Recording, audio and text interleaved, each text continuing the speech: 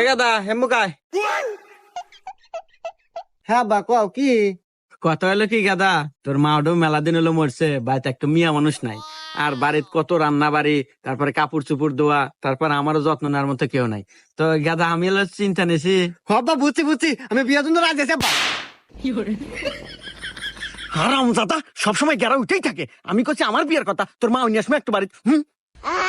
Идем дальше.